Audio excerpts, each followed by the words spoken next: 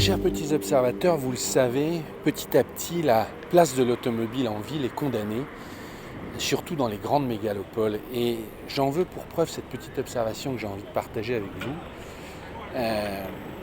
Je suis venu à Londres en voiture, parce que j'avais beaucoup de monde à transporter.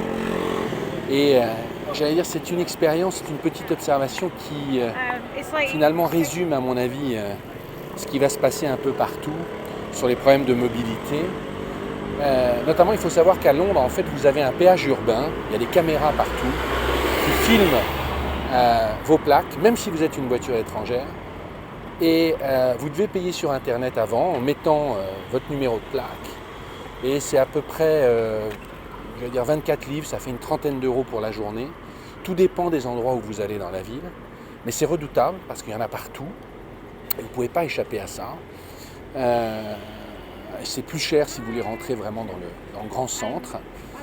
C'est assez flippant en fait, parce qu'au début je ne savais pas où il fallait s'inscrire. Bon, je l'ai fait, 2 jours c'est 50 livres, c'est presque 70 euros, et vous n'êtes pas garé encore à ce prix-là.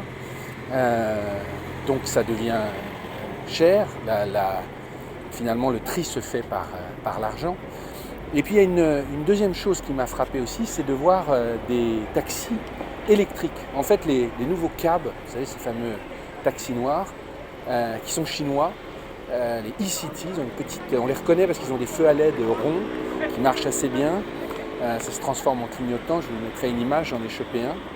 Mais ils sont électriques. Alors ils ne sont pas complètement électriques, ils ont en fait un prolongateur d'autonomie, c'est-à-dire un petit moteur essence, qui permet, si jamais ils dépassent leur autonomie, alors suivant les chauffeurs avec qui j'ai discuté, ils parlent de 60 à 80 miles, ça fait à peu près 130 km sur une journée, c'est pas beaucoup, mais ils ont donc ce petit prolongateur qui leur permet de voir venir. Alors c'est intéressant parce que, en fait, quand j'ai discuté avec les chauffeurs, c'est des Volvo les voitures, c'est des taxis chinois, mais la base c'est des Volvo. Et effectivement, quand on regarde le tableau de bord, ils ont une tablette au milieu et des boutons qui sont des boutons Volvo. C'est marrant de voir que Volvo en fait maîtrise très bien la technologie du 100% électrique avec ce prolongateur d'autonomie. Alors ce qui est intéressant aussi de savoir, c'est qu'en 2025, vous n'aurez plus le droit de rouler à Londres, même avec une voiture hybride. Vous devrez être en voiture électrique.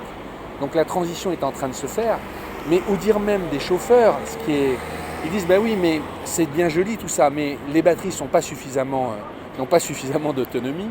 Et deux, il dit, on a des problèmes de recharge. Battery range has to be a lot better. Yeah. And B, the charging infrastructure Yeah. has to be a lot better. At Yeah. the moment, there's not enough chargers. C'est amusant, il dit, c'est comme à Paris, quoi. Il dit, il faut que les batteries aient une meilleure autonomie et qu'il y ait un meilleur système. Les problèmes sont les mêmes, sauf qu'ici, il y a un parti pris fort qui est de faire payer très cher l'accès au centre-ville. Je pense que ça serait compliqué de faire ça en France pour les raisons égalitaires. On aurait du mal, mais moi la conclusion que j'ai à la suite de 2 jours de balade dans Londres, c'est que paradoxalement, j'ai pris beaucoup de taxis électriques, des bus, des métros, et en fait le trafic est bondé, c'est-à-dire que malgré ça, malgré cette restriction, on roule quand même difficilement dans le centre. Alors, c'est moins vrai à la périphérie quand on est arrivé hier, mais autre chose qui est très frappante, vous ne voyez pratiquement plus de voitures garées dans les rues. Très très peu, parce que ça coûte tellement cher, en fait elles ont été bannies, et on est dans la phase de transition, mais clairement c'est ce qui va se passer dans toutes les villes, quelles que soient les méthodes retenues, et c'est frappant de voir ça.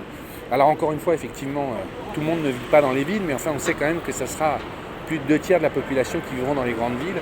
Et donc l'espace sera réservé à des Uber, à des flottes, que sais-je, à des voitures partagées. Donc voilà, je voulais vous faire partager cette petite